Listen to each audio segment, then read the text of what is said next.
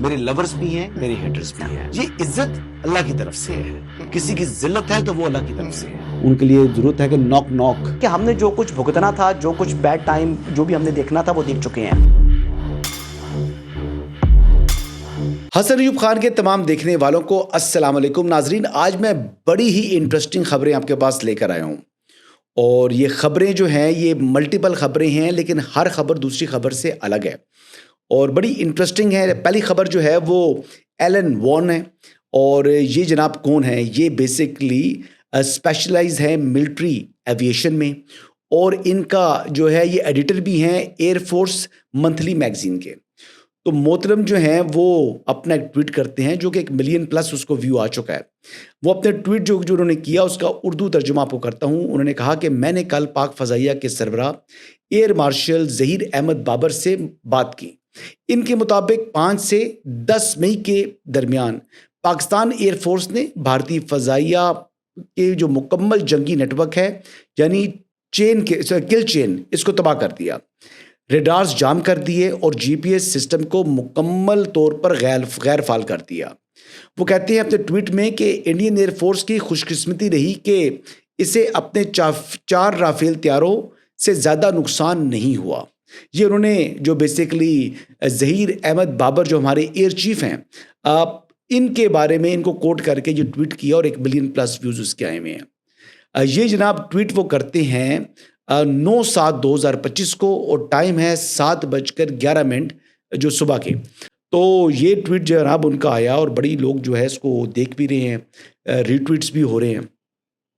لیکن اس بات کے اوپر یہ کریڈٹ جو یہ خبر وہ دے رہے ہیں یا ایئر چیف کو ایٹریبیوٹ کر رہے ہیں، یہ جو کریڈٹ جو ان کی خبر کا بنتا ہے، یہ خبر در حقیقت حسن ایوب خان کی ہے. یہ اسی یوٹیوب چینل کی خبر ہے جو کہ ہم نے 11 مئی کو جو ہے وہ یہ خبر جو ہے 6 بجے اب بریک ہو چکی تھی اس چینل کے اوپر.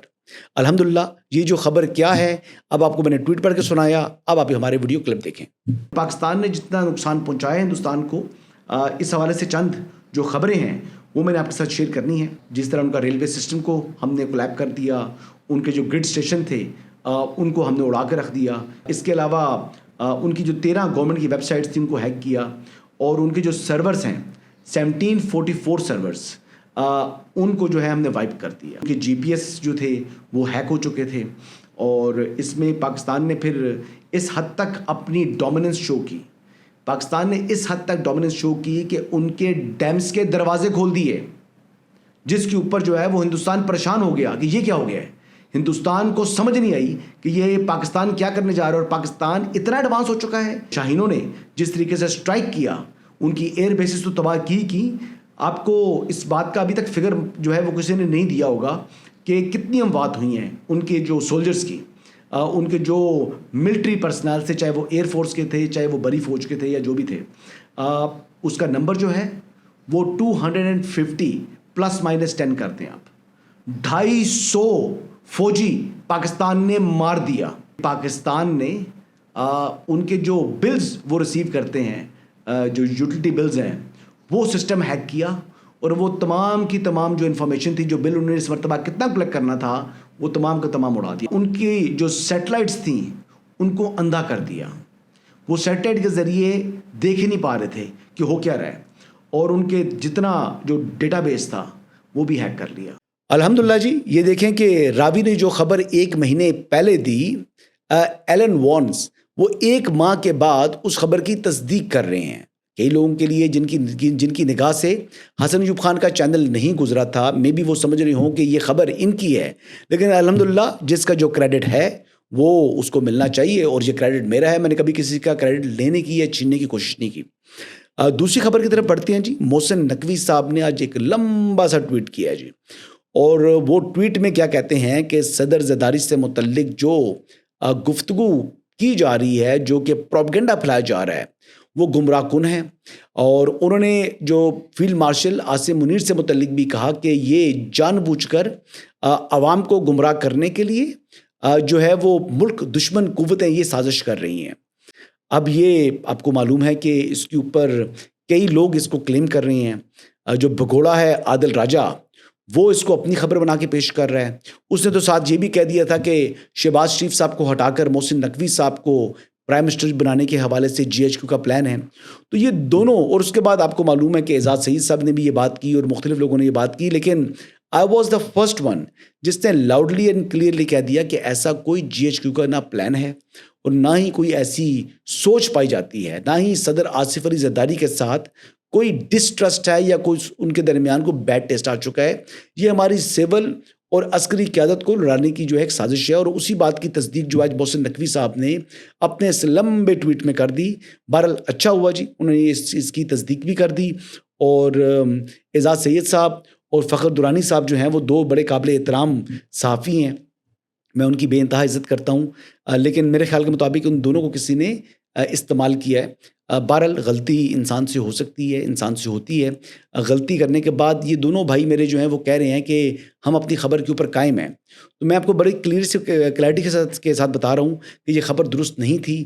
یہ پہلے دن سے ہی ٹیبل سٹوری ہے، کبھی اس متعلق کچھ ورک ہوا ہی نہیں ہے، کوئی پیش رفت اس متعلق نہ سوچ تک نہیں پائی جا رہی. اور میں نے پہلے بھی یہ بات میں نے بیان کی تھی اور آج پھر اسی بات کو میں ریپیٹ کر رہا ہوں.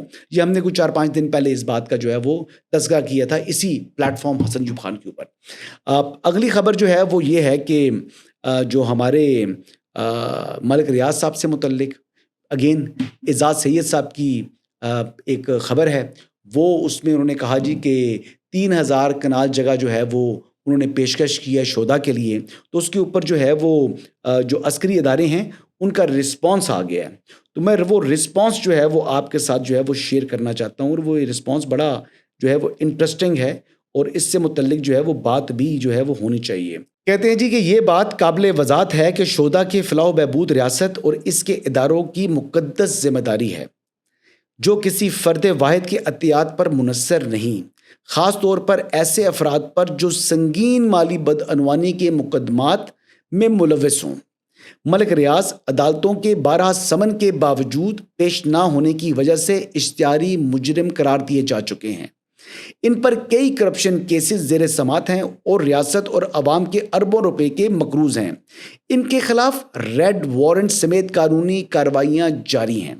ایک جمہوری نظام میں انصاف اور احتساب کا اصول سب پر یکساں لاگو ہوتا ہے، چاہے وہ کتنا ہی با اثر یا دولت مند کیوں نہ ہو. اس طرح کی پیشکش یا معذرتیں کسی کو قانونی دائرے سے باہر نہیں کر سکتی. ان کے تمام معاملات کا فیصلہ عدالتوں میں ہی ہوگا، نہ کہ ذاتی معافیوں یا غیر رسمی معاہدوں پر.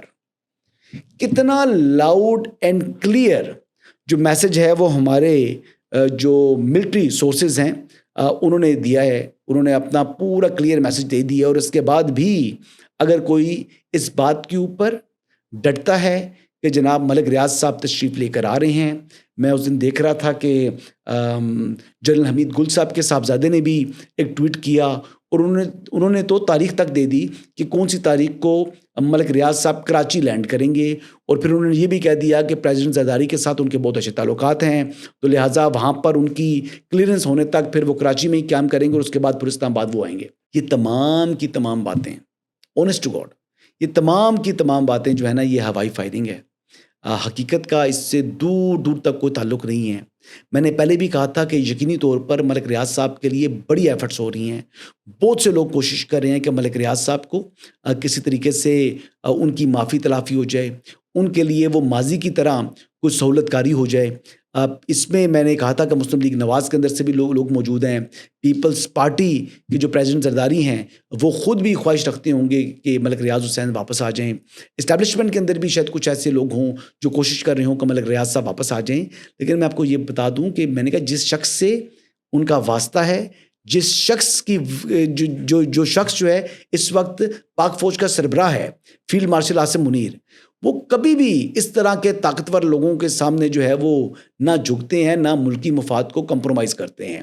اگر میں نے کہا تھا فیو چیکس ہیں، ان چیکس کو میٹ کرنے کے بعد ملک ریاض حسین اگر واپس آنا چاہیں تو پھر ان کے لیے یہ ممکن ہو سکتا ہے. اور وہ یہ تمام چیزیں ہیں کہ وہ جو کچھ ان کے پاس ان کے ذمے پر موجود ہے، یعنی جو پراپرٹیز، جو پیسے انہوں نے دینے ہیں، جو پراپرٹیز انہوں نے قبضے کیے ہوئے ہیں وہ واپس کرنی ہے. یہ کرنے کے بعد ہی ان کے لیے کسی قسم کی گنجائش بن سکتی ہے. اگلی خبر جی یہ بہت بہت بہت بہت ہی اہم خبر ہے اور یقین کریں کہ میرے کہ آج کے اس ولاگ کے حوالے سے میری سب سے جو ہے نا امپورٹنٹ خبر میرے نزدیک یہ وہی خبر ہے اور یہ خبر جو ہے یہ اس لحاظ سے ہے کہ پاکستان کی جانب سے یعنی اسکالرشپ اناؤنس کی گئی ہیں جو غزہ کے فلسطینی طالب علم ہیں ان کے لیے اور پاکستان کی مختلف یونیورسٹیز میں ان کے لیے اسکالرشپ اناؤنس ہوئی ہوئی ہیں لیکن کیونکہ جو بارڈر ہے مصر کے اوپر جو رفح کا بارڈر ہے اس رفح کے بارڈر سے ان کو وہاں سے اس کو بند کیا ہوا ہے تو یہ طالب علم وہاں سے نہیں نکل پا رہے. جب وہاں سے نکل نہیں پا رہے تو وہ پاکستان نہیں پہنچ پا رہے. جب وہ پاکستان نہیں پہنچ سکتے تو یقینی طور پر جو اسکالرشپس حکومت پاکستان کی جانب سے یا پاکستان کی مختلف یونیورسٹیز کی جانب سے آفر کی گئی ہیں وہ اسٹوڈنٹس جو ہیں وہ کس طریقے سے ان کو اویل کر سکتے ہیں. یہ جو گفتگو سنیں یا شارٹ سنیں کہ بچے کیا کہہ رہے ہیں. We ask you please help us get the same chance. We call on the government of Pakistan, officials in Pakistan private universities, the Embassy of Pakistan in Palestine, Jordan, and Egypt, the International Committee of Red Cross, UNESCO, human rights and humanitarian organizations around the world. Please stand with us, hear our voices, help us reach our scholarships and save our future before it's too late. I was nominated as a main candidate in a Pakistani scholarship. I missed some scholarships before because I couldn't get out of Gaza due to the Israeli blockade. But this time I'm very hopeful because I saw how supportive the Pakistani government and how supportive the people of Pakistan were to us here in Gaza, how much they love us here in Gaza. That's why I hope that we can get out of Gaza and complete our educational career. I am Ala Hallas from Gaza. I graduated of Faculty of Pharmacy. I applied for a scholarship to study for a master's degree in pharmacology at Sargodha University in Pakistan. But the work conditions have left me stuck in Gaza for 2 years, waiting for travel to complete my university study. I'm Shaimal Arash, a Palestinian student from Gaza. I was awarded the Pakistan scholarship to pursue my master's degree in rehabilitation sciences at Superior University Lahore. However, I have been stranded here in Gaza for nearly 2 years and urgently require assistance to travel and to leave my... اچھا یہ صرف جو دیکھیں معاملہ یہ ہے یہ چند طالب علموں کا نہیں ہے, یہ بیسیکلی آئندہ نسل کا ہے. یہ جو چند سٹوڈنٹس ہیں جن کو حکومت نے یا پاکستان کی جانب سے اسکالرشپس آفر کی گئی ہیں وہ اس کا مقصد یہ ہے کہ جنگی حالات کے اندر جو تسلط ہے اسرائیل کا اس ٹائم جو مظالم ڈھا رہا ہے اسرائیل وہاں پر اس خطے کے اوپر ہمارے مسلمان بھائیوں کے لیے ایک گڈ ول جسچر تھا. پاکستان کا پڑوسی ہے جو ہے غزہ کے ساتھ جو پڑوس میں واقع ہے مصر اور جو رفح کا بارڈر ہے یہاں پر اس کو کافی عرصے سے کبھی سیل کرتے ہیں کبھی کھولتے ہیں. یہاں سے ہیومینٹیرین ایڈ تک جو ہے وہ کئی دفعہ جب ضرورت ہوتی ہے تو اس کے باوجود بھی اس کی ضرورت ہوتی ہے وہاں پر غزہ کے اندر لیکن اس کے باوجود بارڈر کو سیل ہی رکھا جاتا ہے. میرے خیال کے مطابق ایجپشین گورنمنٹ کو اس پر نظر ثانی کرنی چاہیے اور ان اسٹوڈنٹس کو کم از کم جو ہے وہ پاکستان آنے دیے جائے تاکہ وہ اپنی تعلیم جو ہے اعلیٰ تعلیم پاکستان سے حاصل کر سکیں اور آئندہ اپنے مستقبل کو جو ہے وہ روشن بنا سکیں, اپنے جو نئی نسل ہے اس میں جو ہے وہ تعلیم جو ہے اس کو پھیلا سکیں. آخری خبر ہے جی وزیر اعظم کے جو یوتھ پروگرام کے جو اس وقت فوکل پرسن ہیں چودھری پرویز سندھیلا میرے بڑے اچھے دوست ہیں. انہوں نے خط لکھا ہے وزیر اعظم پاکستان کو اور انہوں نے خط میں لکھا ہے جی کہ جو انڈیا ہے اس کی کوشش ہے کہ پاکستان کو آنے والے 2 اہم ہاکی کے جو ٹورنامنٹس ہیں اس سے باہر کر دی اور اس حوالے سے جو انڈین حکام ہیں وہ لابنگ بھی کر رہے ہیں. انہوں نے کہا کہ جو اگست میں ہونے والا ایشیا کپ ہے اور نومبر میں جو جونیئر ورلڈ کپ ہونا ہے ہاکی کا ان 2 ٹورنامنٹ جو ہے یہ انڈیا میں ہونے ہیں اور ان 2 ٹورنامنٹ سے وہ پاکستان کو آؤٹ کرنا چاہتا ہے. اب یہ آؤٹ کرنے کے حوالے سے جو اس کی سازش ہے اور جو لابنگ کر رہا ہے تو انہوں نے کہا کہ اس کو کاؤنٹر کرنے کے لیے ہمیں بھی جو ہے وہ اہل لوگوں کی ضرورت ہے اور جو موجودہ ہاکی فیڈریشن ہے جو ہاکی کو دیکھ رہے ہیں وہ لوگ ان میں یہ ایبلٹی نہیں ہے کہ وہ اس کو کاؤنٹر کر سکیں. تو انہوں نے پرائم منسٹر کو کہا کہ وہ خود اس معاملے کو دیکھیں کیونکہ پیٹرن ان چیف آپ ہیں اور ہاکی کی جو ذمہ داری ہے وہ کسی ایسے شخص کے اوپر ڈالیں جس میں لیڈرشپ کوالٹیز ہوں اور جو کہ انڈین لابیز کو کاؤنٹر کر سکے. اب یہ دیکھنے والی بات ہے کہ بہت اہم یہ معاملہ ہے کہ دیکھیں جب چیمپئنز ٹرافی پاکستان میں ہو رہی تھی تو انڈیا نے پاکستان آنے سے انکار کر دیا. پھر ہمیں نیوٹرل وینیو کے اوپر جو ہے وہ چند جو اس کے میچز ہیں وہ کرانے پڑے. دبئی کے اندر وہ میچز ہوئے. اسی طرح پاکستان بھی اگر ابھی سے لابنگ کرے, جو ملیشیا ہو جائے, چائنا ہو جائے, ان کو اپنے ساتھ ملا کر تو اس قسم کا جو ہے ایک جو ہے وہ ان کے اوپر ایک پریشر بلٹ اپ کر سکتا ہے تاکہ جو ہاکی کے میچز ہیں یہ کم از کم جو ہیں پاکستان کی جو ٹیم ہے وہ اس میں شرکت کر سکے. کیونکہ ابھی موجودہ جو مودی کی گورنمنٹ کے اندر اپنی ہاکی ٹیمز کو کیا ہم پاکستان سے ہندوستان بھیج سکتے ہیں؟ بالخصوص مارکہ حق میں کامیابی کے بعد جب پاکستان نے ہندوستان کو جو ہے وہ زیر کیا ہے, اس ٹائم پر ہمارے جو پلیئرز ہیں وہ کیا وہاں پر محفوظ ہوں گے؟ یہ بنیادی معاملات ایسے ہیں. اور جو میرے ذرائع بتاتے ہیں کہ اس معاملے کے اوپر جو ڈپٹی پرائم منسٹر ہیں, جو فارن منسٹر ہیں, انہوں نے بھی ایک میٹنگ کنوین کی ہے اور وہ میٹنگ کنوین کرنے کے بعد وہ اس معاملے کے اوپر جو ہے اب غور و خوض ہو رہا ہے. اور اس کے علاوہ یعنی اس ایشو کو جو ہے اتنا ہائی لائٹ کرنا چاہیے کیونکہ دیکھیں پرویز سندیلا صاحب جو ہے نا, مجھے یاد ہے کہ یہاں پر لاسٹ فیو منتھس اگو وہ یہاں پر ہاکی کی 2 ٹیمز لے کر آئے ہیں. جرمن کلب کو بھی لے کر آئے تھے اور ڈچ کلب کو لے کر آئے تھے اور 56 غیر ملکی جو ہیں وہ آئے تھے. اور میں نے بھی گراؤنڈ میں جا کر ان ٹیمز کے ساتھ نہ صرف ملا, ان کے کوچز کو ملا, سابق اولمپئنز کو وہ لے کر آئے ہیں.